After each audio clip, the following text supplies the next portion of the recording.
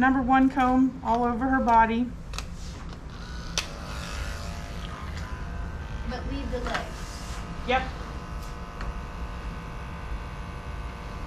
And even with other breeds, do you maybe trim the rear angulation just because it gives them a little extra style? Yeah. Shorter in that Yeah, area, like a Shih really Tzu on or every Lhasa or this cute little guy over here. You know, there's technically no haircut for them. So I like to cut out rear angulation and do things like that because the owners, they don't understand what you did.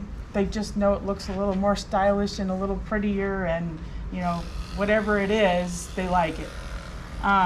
Now, again, this is a pet trim, so if we were gonna show this dog, we would be scissoring this and leaving more of a rise over the loin. But since she's a pet dog, we're just gonna find our little spot right there because we don't want to cut into the back of the head. And I'm just gonna take her whole body off with a 1 comb.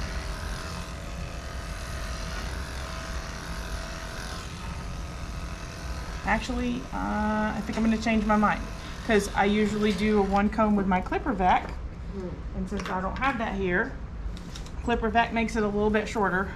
So I'm gonna go ahead and do it with a 2, since that's what her mom's used to. Doesn't make a huge difference, but it does make her haircut last a little longer. And I'm also skimming right over on the top of her tail like that so that it blends in with her top line. Now, if you were gonna show this dog again, they have just an underline. All the way to the bottom of the rib cage is where you drop this off, just like your wire fox terrier, your Airedale, anything like that. There's no skirt. This is just an underline. I take hers all the way off, but I'm gonna go ahead and show you what I would do with either scissors or a clipper if I was showing this dog and leaving an underline.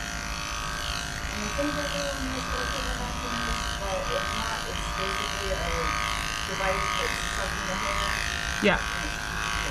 I have an attachment that goes on this side and it vacuums up the hair as I groom, and that has a tendency to pull the hair straighter and tighter, so it makes it a little bit shorter. And there's not hair all over the table. Right. I don't get any more hair splinters. 9 times out of 10, I don't get anything like that. Do you have suggestions for the hose and the awkwardness? Like if it hurts your hand more or what? It shouldn't. Okay. If you're holding your clippers right, it's not really in the way. It's hanging down from here. You have to get used to it. Yeah. And let me tell you something. Once you start using it, once you get used to it, you don't like working without it. And it doesn't have that much extra weight. No. I think mine, even with the attachment, weighs a whole 3.5 ounces. So yeah, it's gonna, believe it or not, that little bit is gonna make your arm hurt for a couple of days. But yeah, it's just like lifting weights. Yeah. Even though it's only 3 ounces of weight. The first time you use Right. it, then going forward. Yeah, because you know it's something you're doing multiple times a day. So yeah, it's gonna cause you to be a little bit sore here or there or what have you.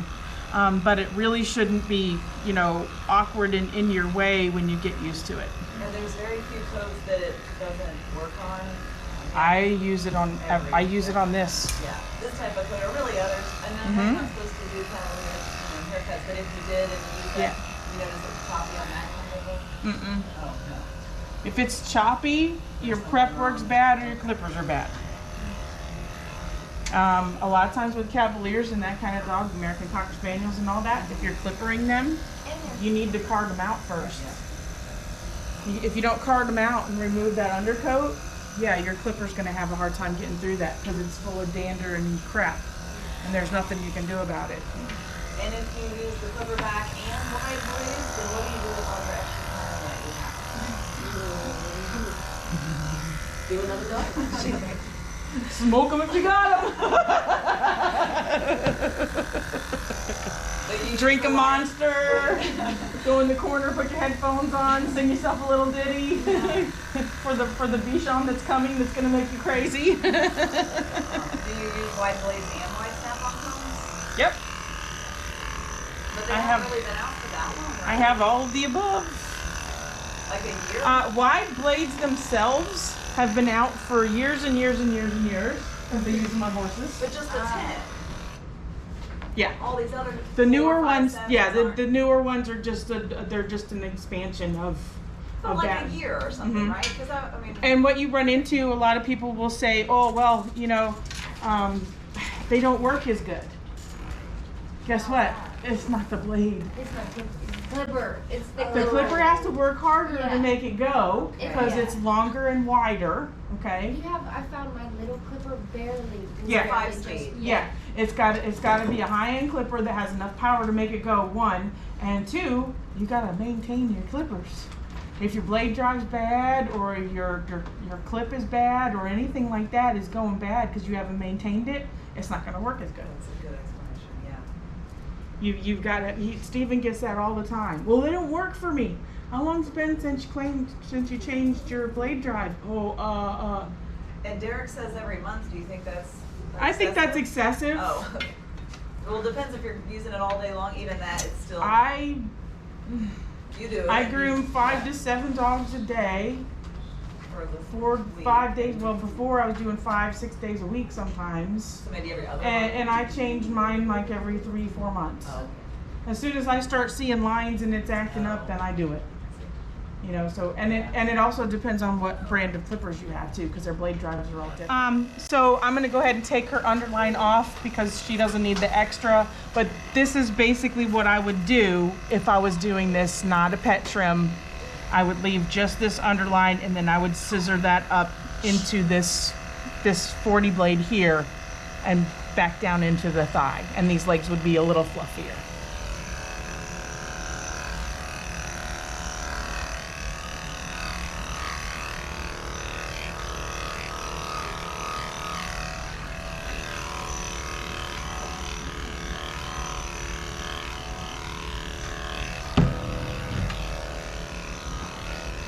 Okay. Almost. She's used to me doing it and she's like, why are you taking so long? Because we're doing it quick, baby. Okay, so you can see how that changes kind of how her underline looks. But again, this is a pet trim. We want it to be as easy maintenance as possible, but yet still have her looking like a Bedlington for her mommy and daddy. And that's our main goal here, unless you're certifying. And if you're certifying with a Bedlington, you can let me know, and I'll be happy to help you. But basically what we're trying to accomplish today is a nice little Bedlington trim for pet people.